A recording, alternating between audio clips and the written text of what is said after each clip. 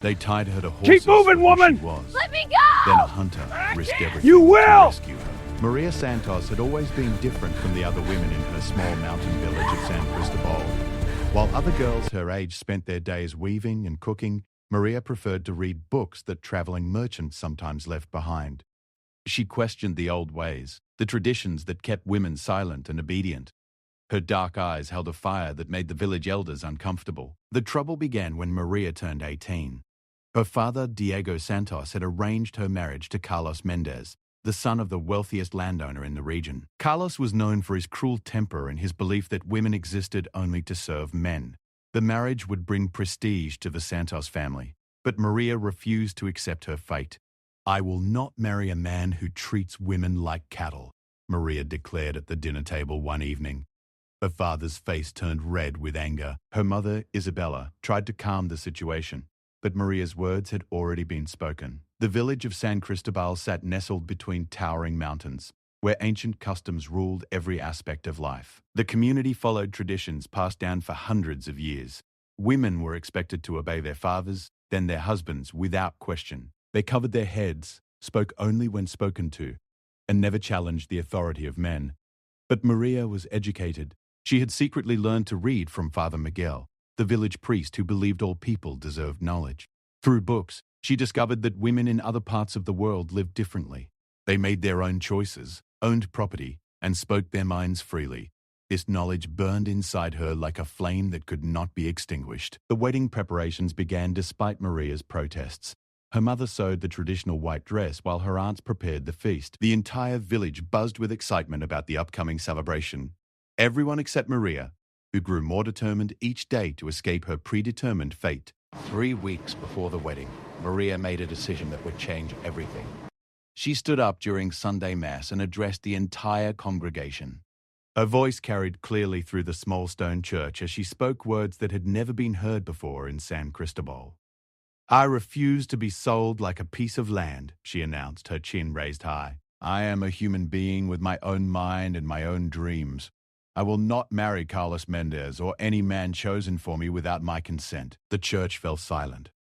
Women gasped and covered their mouths in shock. Men muttered angrily among themselves. Father Miguel tried to restore order, but the damage was done. Maria had committed the ultimate act of defiance against their sacred traditions. Carlos Mendez was humiliated. His family's honor had been publicly questioned by a mere woman. The village elders gathered in emergency session to decide Maria's punishment. They could not allow such rebellion to spread to other young women. An example had to be made. That night, Maria's father locked her in her room. Through her window, she could hear angry voices in the town square. Torches flickered in the darkness as the men of the village debated her fate. She knew her life was in danger, but she felt no regret for speaking her truth. The decision came at dawn. A group of village men, led by Carlos and his father, arrived at the Santos house. They dragged Maria from her room despite her mother's tears and pleas for mercy. Diego Santos stood aside, torn between love for his daughter and loyalty to village customs. "You have dishonored our traditions and brought shame upon our community," announced Elder Martinez, the oldest and most respected man in San Cristobal. "You will be punished according to the ancient ways, so that other women will learn not to follow your example." They bound Maria's hands with rough rope that cut into her wrists. Her heart pounded with fear, but she refused to beg for forgiveness. She had spoken the truth, and she would face whatever consequences came with courage. The village square filled with people as word spread of Maria's punishment. Some women watched with sympathy in their eyes, while others shook their heads in disapproval. The men stood with crossed arms, satisfied that order would be restored. Children peeked around their parents' legs, not understanding why the pretty lady was being treated so roughly. 2 powerful horses were brought into the square, their hooves stamping nervously on the cobblestones. Maria's blood turned cold as she realized the full horror of her punishment. The ancient custom of punishment by horses was reserved for the worst criminals and those who committed unforgivable sins against the community. "Please," Isabella Santos cried out, falling to her knees before the elders. "She is just a confused girl. Give her another chance to repent and marry Carlos as planned." But the men's minds were made up. They believed that mercy would be seen as weakness, encouraging other women to rebel. Maria must serve as a warning to all who might consider challenging their way of life. As they prepared to tie her to the horses, Maria looked around the crowd of familiar faces. These were people she had known since childhood, neighbors who had watched her grow up, friends who had played with her as a child. Now they stood silently, allowing this terrible thing to happen. "I forgive you all," Maria said quietly, her voice steady despite her fear. "Someday you will understand that treating women as property is wrong. Someday, things will change." Her words only angered the men more. They saw her continued defiance as proof that she had not learned her lesson. The rope was tied around her waist, connecting her to the two horses that would drag her through the rocky mountain paths until her spirit was broken or her body gave out. The morning sun climbed higher in the sky, casting long shadows across the square. Birds sang in the trees, unaware of the human drama unfolding below. A gentle breeze carried the scent of wildflowers from the mountainside, making the scene seem even more surreal. Just as the village men prepared to lead the horses away, a commotion erupted at the edge of the square. Someone was shouting in the distance, but the words were unclear. The crowd turned to look toward the sound, momentarily distracted from the grim proceedings. Unknown to everyone in San Cristobal, a lone hunter named Thomas Reed was making his way down the mountain trail with his pack mule loaded with supplies. He had been tracking deer for 3 days and was heading to the village to trade his meat for other goods he needed. Thomas was an outsider, a man who lived by his own rules in a small cabin high in the mountains. He had left civilization years ago after losing his wife and child to disease, seeking solitude and peace in the wilderness. But he was not heartless, and he had strong beliefs about justice and protecting the innocent. The hunter heard the angry voices echoing through the mountain valley long before he saw the village. Something in the tone made him urge his mule forward with greater urgency. His weathered hands gripped his rifle more tightly as he approached the outskirts of San Cristobal. What he saw in the village square made his blood run cold. A young woman was tied to horses, surrounded by an angry mob. Even from a distance, he could see the fear in her eyes and the determination of the men who held the ropes. Thomas had witnessed injustice before, but this scene stirred something deep in his soul. The woman's brave posture reminded him of his late wife, who had also been strong and independent. He knew he could not simply watch this horror unfold without taking action. The hunter dismounted from his mule and checked his weapons. He had his rifle, a pistol, and a sharp hunting knife. Against an entire village of angry men, his chances were slim, but he had faced worse odds before. More importantly, he could not live with himself if he did nothing to help. As Thomas crept closer to the village square, he could hear the woman's voice clearly now. She was not screaming or begging. Instead, she spoke with dignity about forgiveness and future change. Her courage in the face of such brutality convinced him that she was worth saving. The moment of truth was approaching. Soon the horses would begin moving, and the terrible punishment would begin. Thomas had only minutes to decide his course of action. He could ride away and pretend he had never witnessed this scene, or he could risk everything to save a stranger who had shown incredible bravery. Looking at Maria's face, seeing the injustice of her situation, Thomas Reed made his choice. He would not let this courageous woman die for the crime of speaking her mind. Whatever the cost, he would find a way to rescue her from the fate that awaited her in the mountain village of San Cristobal. Thomas Reed moved like a ghost through the shadows at the edge of the village square. His years of hunting in the mountains had taught him how to move silently, how to become invisible when necessary. Every instinct told him to stay hidden, to avoid getting involved in local affairs, but his conscience would not let him walk away. The hunter studied the scene carefully. About 30 villagers surrounded Maria, with at least 15 armed men ready to lead the horses away. The woman remained calm despite her terror, her chin raised in defiance even as death approached. Thomas had seen many brave soldiers during his younger years, but few had shown such courage in the face of certain doom. Elder Martinez raised his hand to signal the beginning of the punishment. The horses stamped their hooves impatiently, sensing the tension in the air.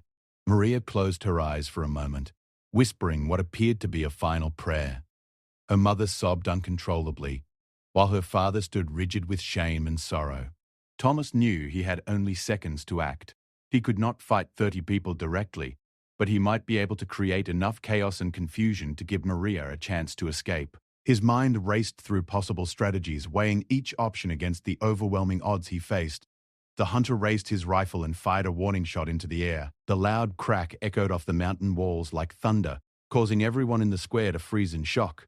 Horses reared and whinnied in fear while people shouted and looked around wildly for the source of the gunshot. "Release that woman immediately!" Thomas called out in a voice that carried across the entire square. He stepped out from behind the stone wall where he had been hiding, his rifle trained on Elder Martinez. "What you are doing is murder, and I will not allow it to continue." The village men reached for their weapons, but Thomas had positioned himself strategically. From his elevated position on a small hill overlooking the square, he could see everyone clearly while remaining partially protected by rocks and trees. His years of military service had taught him the importance of choosing good ground. "This is not your concern, stranger," Elder Martinez shouted back. "This woman has violated our sacred traditions. She must be punished according to our customs." "No tradition justifies torture and murder," Thomas replied, keeping his rifle steady. "I have seen enough injustice in my lifetime. It ends here, today, with this woman." Carlos Mendez pushed forward angrily, his face twisted with rage. "You have no right to interfere in our affairs. This woman refused to honor her marriage agreement. She has brought shame upon our entire community." Thomas studied Carlos carefully, seeing the cruelty in his eyes, the sense of entitlement that allowed him to treat another human being as property. The only shame here belongs to men who would torture a woman for speaking her mind. "Release her now, and I will let you all walk away unharmed." Several village men began moving to surround Thomas's position, but he was ready for this tactic. He fired another shot, this time striking the ground directly in front of Carlos's feet. The young man jumped backward in alarm while dirt and pebbles scattered around him. "The next shot will not miss its target," Thomas warned calmly. "I am an excellent marksman, and I have killed many men who threatened innocent people. Do not test my resolve." The crowd began to murmur nervously among themselves. This was not how they had expected the morning to proceed. The stranger's cold confidence and obvious military training made them reconsider their chances in a direct confrontation. Maria looked up at her unexpected defender with amazement. She had resigned herself to death, but now a ray of hope pierced through her despair. The hunter's weathered face showed determination and compassion that she had rarely seen in men from her village. "Why do you risk your life for someone you do not even know?" she called out, her voice carrying across the distance between them. Thomas met her gaze steadily. "Because courage like yours deserves to be protected, not punished. Because right is right, regardless of local customs or traditions." Elder Martinez gestured frantically to the other men, trying to coordinate some kind of attack on the hunter's position. But Thomas had chosen his spot well. The rocky outcropping provided excellent cover while giving him clear lines of sight in all directions. "Listen carefully," Thomas announced to the crowd. "I am going to count to 10. If that woman is not released by the time I finish counting, people are going to die, starting with anyone who touches those horse reins." The hunter's voice carried an edge of steel that made even the bravest village men hesitate. They had seen his accuracy with the rifle, and none of them wanted to be the first to test whether he would really shoot. "1," Thomas began, his rifle now aimed directly at the man holding the lead rope for the first horse. The villager looked nervously at Elder Martinez, sweat beading on his forehead despite the cool mountain morning. 2. Isabella Santos broke free from the women trying to restrain her and ran toward her daughter. "Please," she begged the village men. "Let her go. She is my only child." 3. Carlos grabbed Isabella roughly and pushed her away from Maria. "Stay back, old woman. This does not concern you anymore." 4. Thomas shifted his aim slightly, now targeting Carlos directly. The young man's arrogance was creating more danger for everyone, especially Maria. 5. Father Miguel stepped forward from the crowd, his priestly robes fluttering in the mountain breeze. "Perhaps we should listen to this man," he said quietly. "Violence serves no good purpose here." 6. Elder Martinez realized that his authority was beginning to crumble. Some of the younger men were already backing away from the horses, unwilling to risk their lives for a tradition that suddenly seemed less important than survival. 7. Maria tested the ropes binding her wrists, finding them slightly looser now that everyone's attention was focused on the standoff with Thomas. If she could free herself at the right moment, she might be able to run toward her rescuer's position. 8. The morning sun climbed higher, casting sharp shadows across the square. Birds continued singing in the trees, their cheerful songs creating a strange contrast to the tense human drama unfolding below. 9. Thomas took a deep breath, knowing that his next word would likely trigger violence. He had hoped the villagers would see reason, but their pride and anger seemed stronger than their common sense. Just as he was about to say 10, a new voice interrupted the countdown. "Wait!" shouted someone from the back of the crowd. "Riders are coming up the valley road." Everyone turned to look where the man was pointing. In the distance, a cloud of dust marked the approach of several horsemen riding hard toward the village. The sound of hoofbeats echoed off the mountain walls, growing louder by the moment. Thomas used this distraction to his advantage, moving quickly to a better position that would give him a clearer shot at the men holding Maria. His military training had taught him to adapt rapidly to changing situations. The approaching riders turned out to be government soldiers from the regional capital. Their blue uniforms and official insignia were clearly visible as they entered the village square.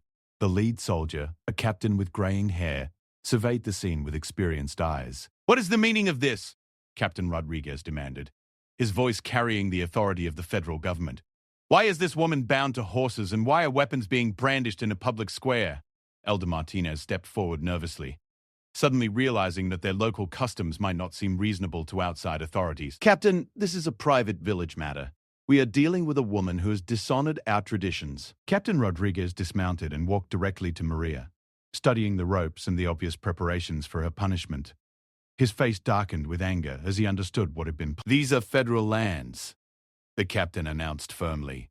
"Mexican law applies here, not village customs. What you were planning to do to this woman constitutes torture and attempted murder under federal statutes." Thomas slowly lowered his rifle, realizing that official intervention might accomplish what his threats could not. He remained in position, ready to act if the soldiers proved unsympathetic to Maria's plight. The captain drew his saber and cut through the ropes binding Maria to the horses with quick, efficient strokes. She stumbled forward as the bonds fell away, her wrists bloody from the rough rope, but her spirit unbroken. "Thank you," Maria whispered to the captain, tears of relief streaming down her face. "Do not thank me yet," Captain Rodriguez replied grimly. "We received reports of unusual activity in this village, which is why we came to investigate. It appears our information was accurate." Elder Martinez and the other village leaders exchanged worried glances. They had assumed their actions would remain private, confined to their isolated mountain community. The arrival of federal soldiers suggested that word of their planned punishment had somehow reached the outside world. Thomas began moving down from his rocky position, keeping his weapons ready but no longer aiming at anyone.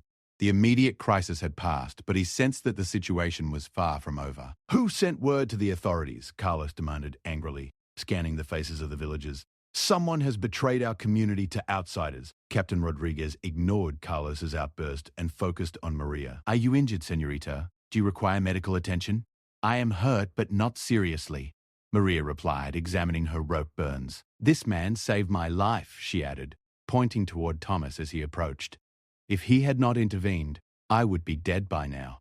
The captain looked at Thomas with interest, noting his military bearing and professional handling of weapons. "You are not from this village." "No, sir. I am Thomas Reed, a hunter who lives in the mountains. I witnessed the preparations for this woman's torture and could not stand by without acting." "You showed great courage," Captain Rodriguez acknowledged. "But the situation remains dangerous for both of you. These people are not likely to forget what happened here today." As if to prove the captain's point, angry murmurs began spreading through the crowd of villagers. They felt humiliated by the intervention of outsiders and the failure of their traditional punishment. Their resentment focused on both Maria and Thomas as the sources of their shame. "What happens now?" Maria asked quietly, suddenly aware that her problems were far from over. Even if she escaped immediate death, she could never safely return to her old life in San Cristobal. Captain Rodriguez looked around the hostile faces surrounding them and made a decision that would change everything. "You cannot stay here," he told Maria firmly. "Your life is in constant danger as long as you remain in this village." The rescue was complete, but Maria and Thomas both realized that their real journey was just beginning. Escaping death was only the first step toward finding a new life free from the traditions and prejudices that had nearly destroyed them both. The journey away from San Cristobal began within the hour. Captain Rodriguez had made it clear that Maria could not safely remain in the village, and Thomas knew that his intervention had made him a target as well. The federal soldiers would escort them to the nearest town, but beyond that, they would be on their own. Maria gathered her few belongings while her mother wept silently in their small adobe house. Isabella Santos understood that she might never see her daughter again, But she also knew that staying would mean certain death for Maria. The villagers' anger had not cooled despite the soldiers' presence. "Take care of yourself, my brave daughter," Isabella whispered, pressing a small leather pouch into Maria's hands. "This contains all the money I have saved over the years. Use it to start a new life somewhere far from here." Diego Santos stood in the doorway, torn between love for his daughter and loyalty to his community. He had not spoken to Maria since the soldiers arrived, but now he stepped forward with tears in his eyes. "I am sorry," he said quietly. "I should have protected you, instead of trying to force you into marriage. You are stronger than I ever gave you credit for." Maria embraced her father, forgetting for a moment all the pain he had caused. "I forgive you, Papa. Someday things will change here, and women will be free to choose their own paths." Thomas waited patiently outside with his pack mule, checking his supplies and weapons. The hunter had not planned on leaving his mountain home, but he knew that returning alone would be impossible. The villagers would blame him for their humiliation and seek revenge at the first opportunity. Captain Rodriguez approached Thomas as he secured his equipment. "You could come with us to the capital," the officer suggested. "Your military background would be valuable to our forces. We always need experienced men who are willing to stand up for justice." "Thank you for the offer," Thomas replied thoughtfully, "but I am not ready to return to military life. Too many memories, too much pain. I need to find my own path forward." The captain nodded with understanding. Many veterans struggled with the ghosts of their past, seeking solitude and peace in remote places. "Where will you go?" Thomas looked at Maria as she said her final goodbyes to her family.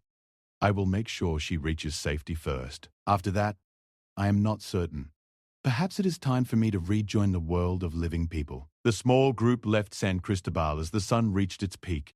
Maria rode behind one of the soldiers while Thomas followed on his mule, leading a spare horse that Captain Rodriguez had provided. The villagers watched them leave with hostile eyes, but none dared to interfere with federal troops.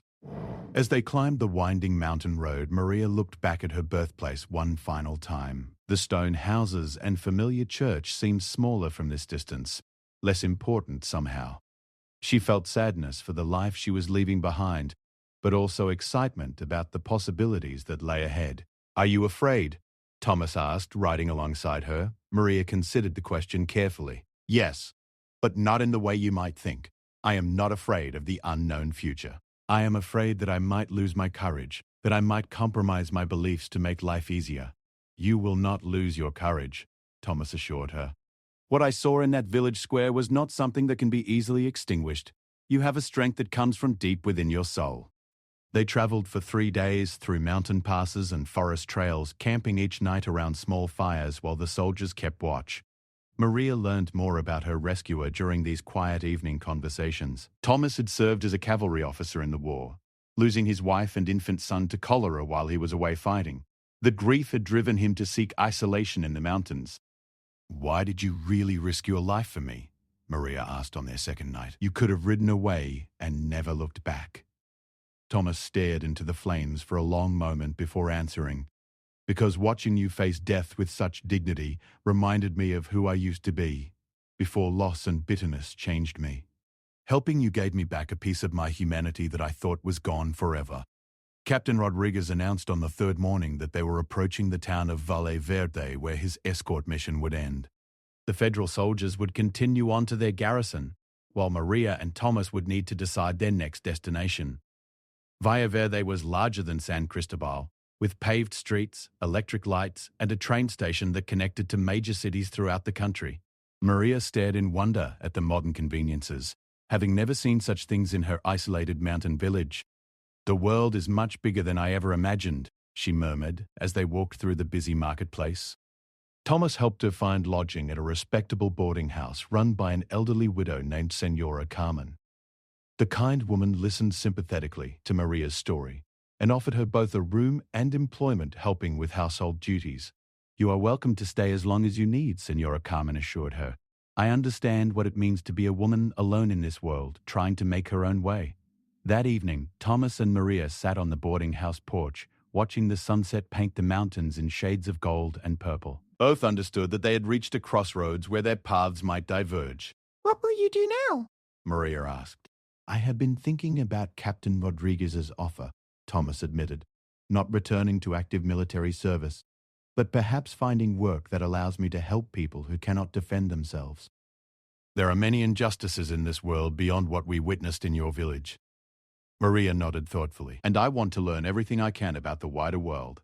Senora Carmen says there are schools in the capital where women can study to become teachers or nurses. I want to gain knowledge and then find ways to help other women escape situations like mine. Over the following weeks, both Maria and Thomas began building new lives in Valle Verde. She worked during the day and studied at night, devouring books about history, science, and law. Her quick mind and determination impressed everyone she met, including the local schoolteacher who began giving her advanced lessons. Thomas found work as a guide for government surveyors mapping the mountain regions. His knowledge of the wilderness and his ability to handle dangerous situations made him valuable to the mapping expeditions. The work allowed him to use his skills while serving a constructive purpose. 3 months after leaving San Cristobal, Maria received a letter that changed everything. It came from Father Miguel, the village priest who had taught her to read. The news was both shocking and encouraging. "What does it say?" Thomas asked, seeing the tears in Maria's eyes. "2 other young women in the village have refused arranged marriages," Maria read aloud. "They cited my example and demanded the right to choose their own husbands. The village elders are furious, but they cannot punish all the women who are beginning to speak up." Father Miguel's letter continued with more surprising news. Several families had left San Cristobal to seek better opportunities in larger towns, taking their daughters away from the restrictive traditions. The village's rigid customs were beginning to crack under pressure from a changing world. "Your courage started something that cannot be stopped," Thomas observed. "Those women found the strength to resist because you showed them it was possible." Maria wiped away her tears and smiled. "Then everything we went through was worthwhile. Even if I can never return home, I helped plant seeds of change that will grow and spread." As autumn turned to winter, Thomas made a decision that surprised everyone, including himself. Instead of taking a permanent position with the government, he chose to establish a school for mountain children, whose families were too poor to send them to town for education. "I want to do something that would make my late wife proud," he explained to Maria. She always believed that education could solve most of the world's problems. Maria immediately volunteered to help with the school project. Her own education had progressed rapidly, and she was eager to share knowledge with others who had been denied learning opportunities. Together, they began planning a different kind of future than either had originally imagined. The school opened the following spring in a converted barn on the outskirts of Valle Verde. Students came from isolated farms and mountain settlements, walking for hours each day to attend classes. Maria taught reading and writing, while Thomas handled mathematics and practical skills. Their partnership grew into something deeper over time. Both had been wounded by life's cruelties, but working together toward a common goal had healed many of those wounds.